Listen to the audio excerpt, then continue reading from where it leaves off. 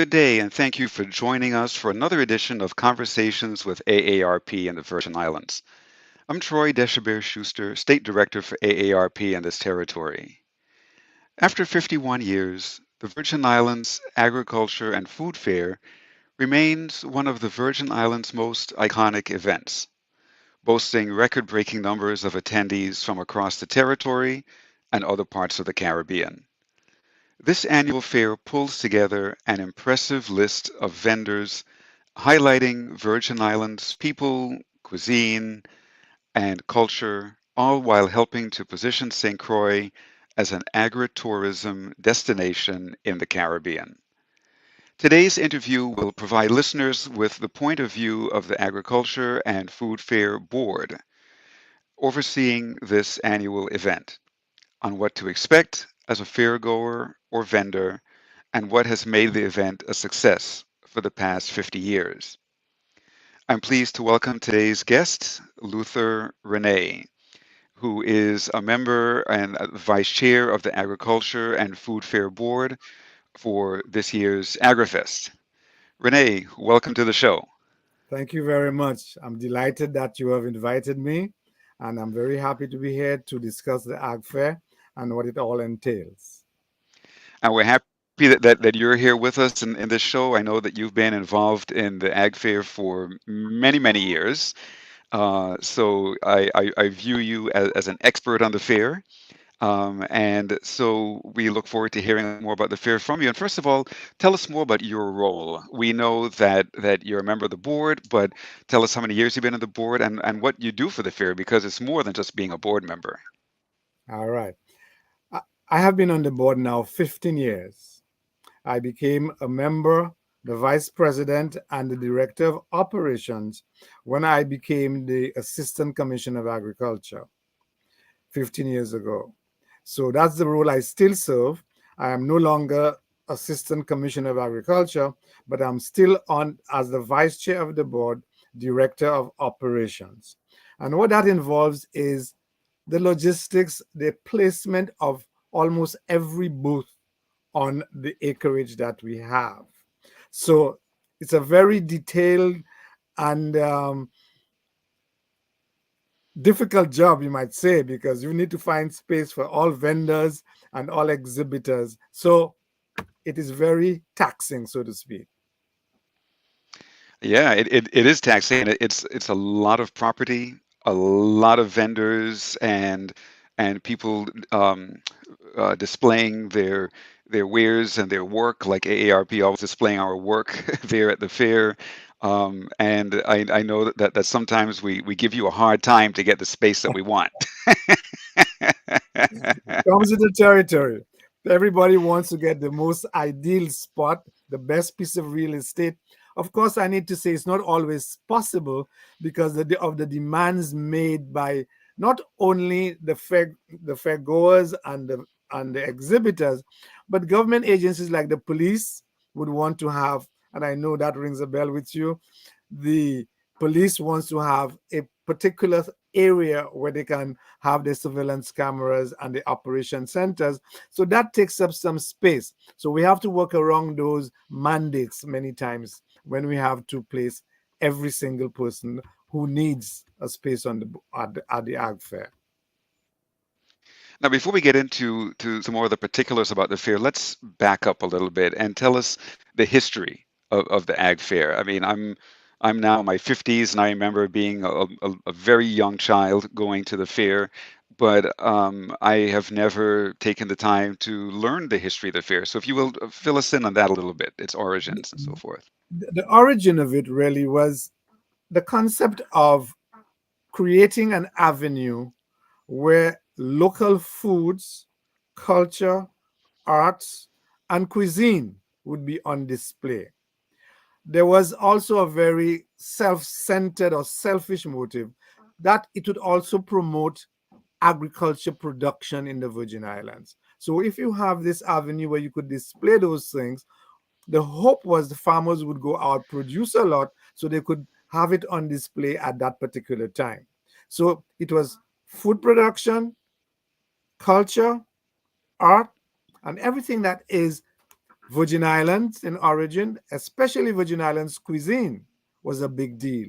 So that was the in a nutshell the origin of the ag fair, to have those things on display, so that people who are unused to it, young people who never had the experience, can go at least once a year and have the experience of what Virgin Islands cooking, uh, Virgin Islands games, Virgin Islands dances was all about. So it is a display both to encourage or to teach, but also to encourage agriculture and food production.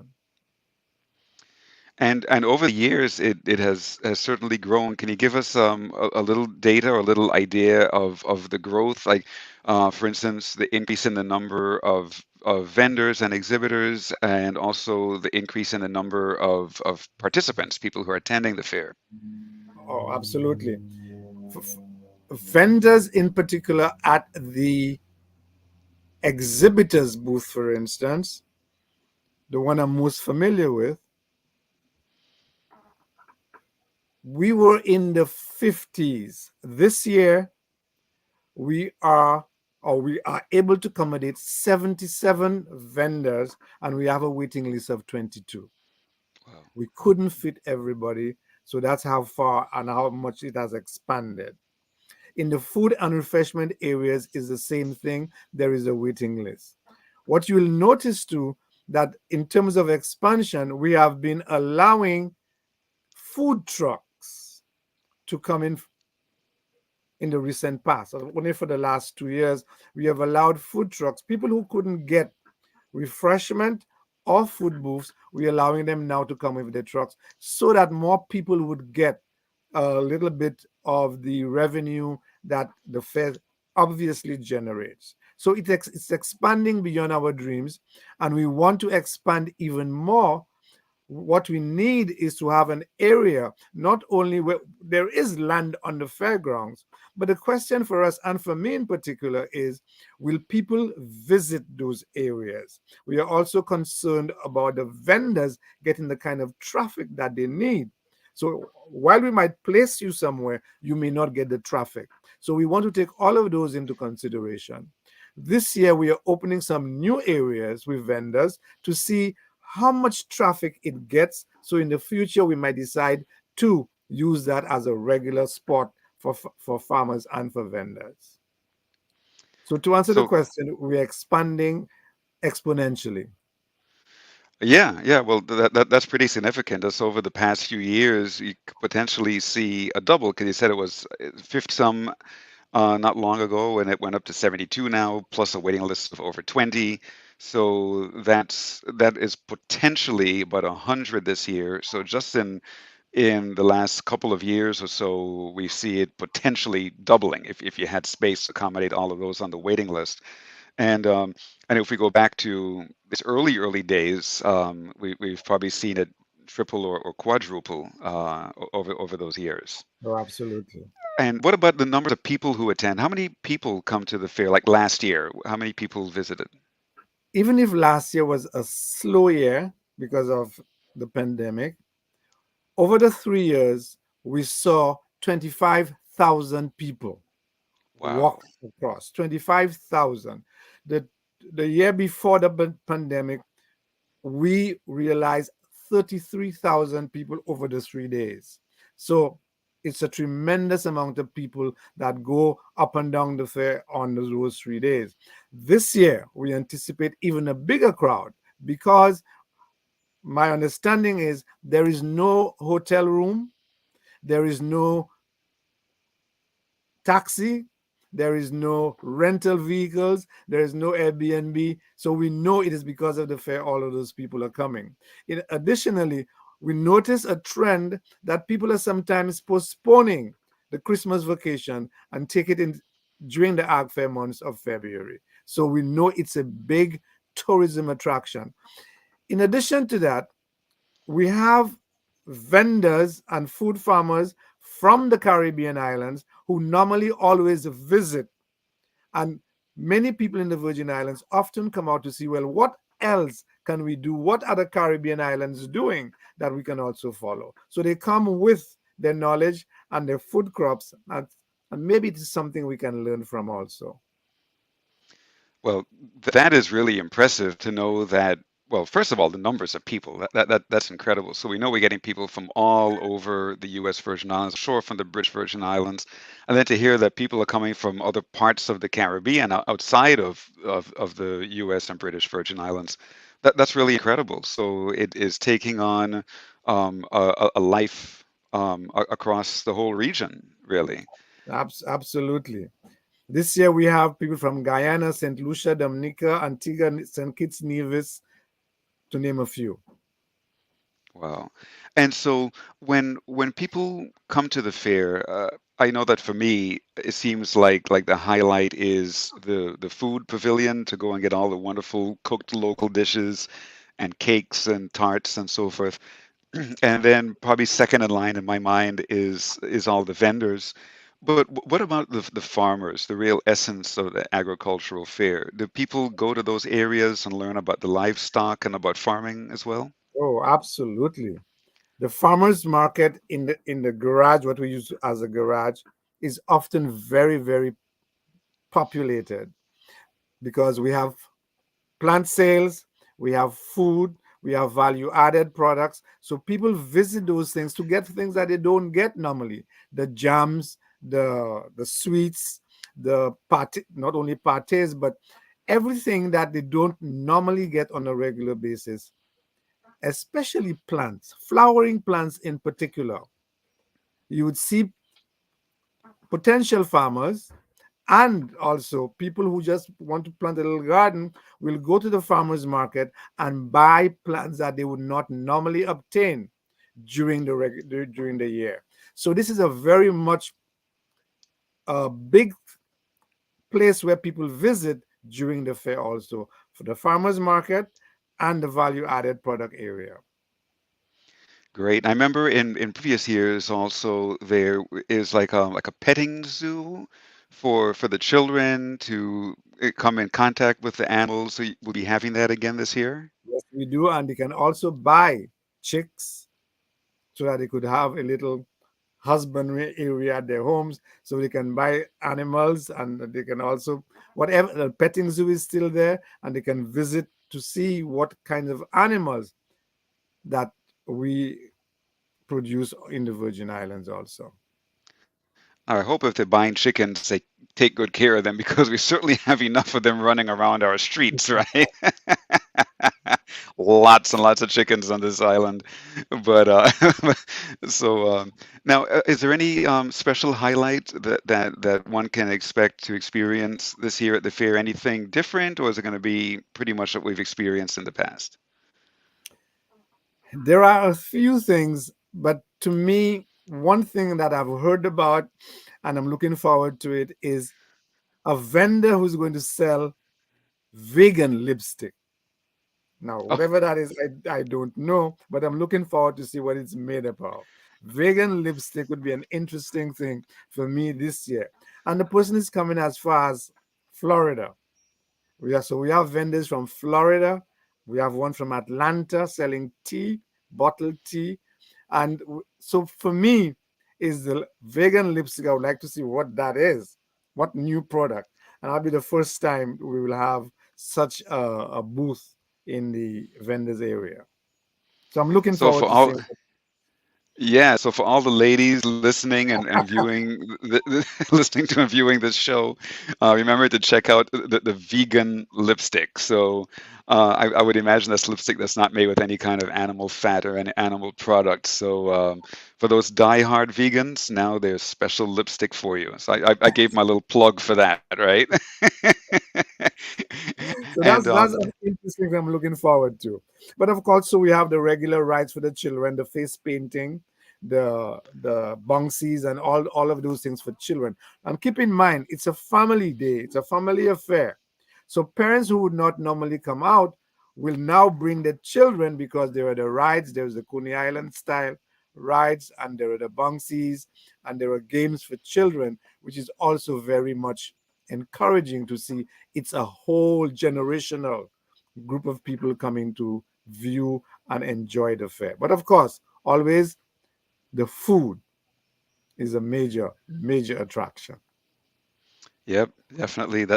That's the place to get the good souse and the roast goat and the roast pork and everything else, right? All the great food. I know that I like to go every day to make sure I get that food because it's foods you don't get every day outside of the fair. So Let that's me always a add, treat. Troy, this year I've seen an expanded area for children's games. Both Lutheran Social Services and Miss Ellie Hirsch have expanded the area where children will play games. And I need to say, not only is the fair open for food vendors, we also have a big health aspect of it. We have the Department of Health who's going to do testing for diabetes, high blood pressure, right on the fairgrounds, and you can have that done on the days of the fair. So it's also, of course, I can see the connection between food and health, the relatedness between the two. So we have both on the fairgrounds. Now, I hope that people go and get their diabetes and the high blood pressure checked after they eat all the good food and not before. Right? So they get the Right. real results. Real result. For sure, for sure. And now tell us a little bit of the composition of the board, like how many members are there on the board, and when you all start working to plan this incredible fair. There are 17 members on the board presently, and the Commission of Agriculture is the ex officio chairman, and the board appoints a vice chair. Of course, you know the board is made up of agriculture representatives and also UVI. So it's a combined University of the Virgin Islands, especially now School of Agriculture, and the members of the board. So we have vice president of operations, which I am. We have director of food, livestock, director of food production, and we have a number of directors who come together on a regular basis. We often, in the very beginning of after this fair, we will meet once a month. But as we get closer to the fair, in fact, we meet every week just to make sure everything is in place. We start working almost immediately afterwards. Next month, March or April, we do have a wrap up meeting to see what we did wrong, what we did right, what we can improve on. Yesterday, I had my meeting with the vendors, and they gave a number of suggestions as to what we can improve and the way we handle especially the application process. So we meet at the wrap up meeting so we can also put our heads together and see what needs to be improved. I personally see the fair as a big economic and also agriculture push that we will never be able to feed ourselves, but the fair could be used as an impetus where farmers will be encouraged to produce more. And as they produce more, then we have more economic development and having agriculture contribute a larger share of our GDP. So I see that as as a win-win, not only for agriculture, but for the economy as a whole. Well, it's a huge one for the whole economy because when you have all of these people coming from outside of St. Croix and the hotels full and rental cars all taken and taxis busy, vendors out making money, I mean, there must be an incredible flow of revenue. And of course, I know how much money you all make from admissions and sponsorships and so forth. But it would be very interesting to know how much money actually flows through the entire fair. I mean, which includes like how much people are spending. Like, what's the total revenue? That would be an interesting statistic to have. But anecdotally, a vendor has told me he makes more money on the 3 days of the fair than the rest of the year combined. Wow, That's a lot. That's big. And if you that multiply is. that by 77 vendors, and I'm only speaking of exhibitors' booths, if you multiply that by 77, then you get a scope. That's why it is so popular. That's why people will do anything to get a spot at the ag fair because it's a money making venture. Yes, and Without divulging your exact numbers, but of all the money that you make on the fair, I mean, the board, the agriculture itself, where do those funds go? What is that money used for after the fair? After the fair, the money is used primarily for further development of the fair. For example, buying tents is a very expensive thing to do. Then we have the preparations. I need to add, board members don't get paid. Hmm. They volunteer their services. You might get a stipend here and there, but nothing, no regular payment to serve on the board. The money is used just to thrown back right into preparations for the next ag fair.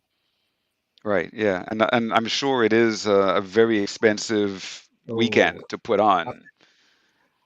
our labor cost alone for the Hmm. 3 days or and preparation for maybe 2 weeks before is tremendous. We are trying right now to see how much we can reduce on labor costs, but it's a great portion of our expenses. Yeah, no, I can certainly see that because it takes a lot of people Oh to keep yeah. it going, not only to set it up, but to keep it going throughout. And I've been driving past every couple of days or so, and I've been seeing dozens and dozens of people out there working all day long, setting up the tents, getting the booths ready, all of that kind of stuff. So yeah, there's certainly a lot that goes into it. I could see how that would gobble up a great deal of the money that you all make on the fair. And luckily for us, and we thank people like you who sponsor the fair and then give us a little limelight more than we would normally have. So we appreciate all you do for us too. Yeah, for sure. Our pleasure. And AARP, we've been present at the fair for more than 20 years, and we'll be there again this year.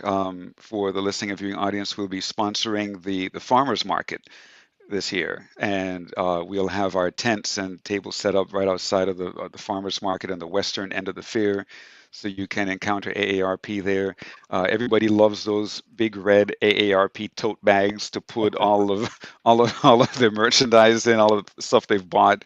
So do stop by and fill out our short survey. Just four short questions, and you can get an AARP tote bag and some other giveaways and learn a little bit of what AARP is doing here in the Virgin Islands. So we're happy to be there this year. And so regarding food security, how do you see the fair continuing to bolster, to support local farmers and improve food security here in St. Croix? Absolutely.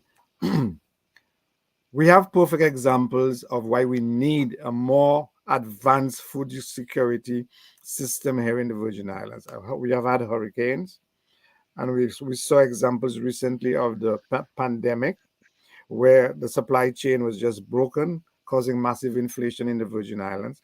So, if we can at least produce 30-40% of our local consumption in food, we'll be going a long way to secure food security in the Virgin Islands.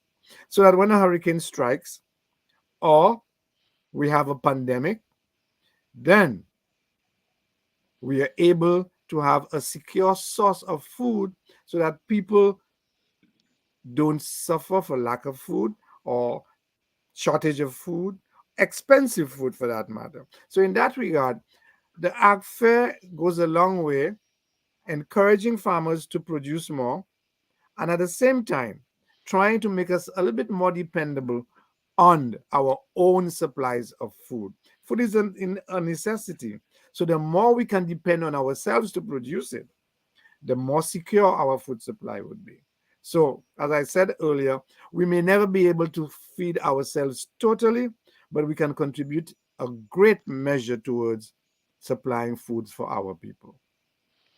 That's for sure. And as you mentioned, pandemic, hurricanes, we're looking at wars all around us, right? I mean, we're moving back into another Cold War and the threat of nuclear war and so forth. and being far out here in the Caribbean, we have an umbilical cord between us and the United States mainland, and if that gets severed for any reason, what do we do? And that's something that runs around in my mind quite often, and I'm sure that many other people living here in the Virgin Islands think about that. Suppose we can't get in the cargo ship. Suppose the food supply or the food chain gets cut somehow. What do we do?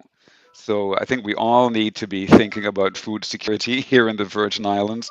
We all need to be thinking of how we can support that and how we could even maybe grow our own food at home. Having a small garden where you grow some of your own vegetables and so forth could be a real big help. And as I drive around the island, I'm always struck by the number of mango trees and yellow plum trees and hog plum trees, and not to mention again the number of chickens all over the island. So one would imagine that we would never go hungry here, but I don't think anybody wants to pick up a chicken off the side of the road and eat it, right? But but as you're selling young chickens at the fair, I hope that people take that seriously and learn how to produce their own eggs and so forth. It's important and it's a rewarding thing to have your own garden at home or your own chickens or your own livestock. Very rewarding to know that you can produce food for yourself and your family. I recently heard a little quote: always grow what you can and always produce your own as much as you can and depend less on imported foods. For a number of reasons. We don't know what's in it. We don't know what has been added to it in terms of both of production and to keep it fresh for the supermarket. We don't know. And we have to be very, very conscious of that. So the more we can grow our own food, the healthier we are, and the more dependable on ourselves we become.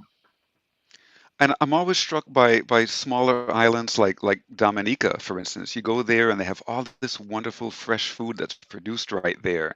And Dominicans are always very proud of the fact they don't eat anything out of a can, so they say. But yeah, we can do a whole lot more. But we're almost out of time. So Renee, thanks so much for being on the show with us today. We look forward to the fair, and it's opening Saturday, right? What time does it open on Saturday morning? Saturday morning, we start at 10. So 10 o'clock Saturday morning, we'll be at the fair until wrapping up the day around 5, and again on Sunday and Monday. All right. So the And fair is open for, after the opening ceremony, the fair will be open all 3 days from 9 to 6. 9 to 6. Oh, okay, 9 to 6. Okay. Yeah, My my apology of saying 9 to 5. It's 9 to 6 9 to 6. Yeah. um, after the fair is open officially at 10 o'clock on Saturday. So Yes. Sunday it opens at 9 and Monday at 9 9. and And that's, each of the yeah, 3 days it goes till 6. 6 Great. o'clock. Yeah. Great. Well, again, thank you so much for being on the show today. We look forward to seeing you this weekend at the Agricultural Fair. All right. I'll be looking out for you. I know where you're located. I'll check you out. Great. Thank you so much.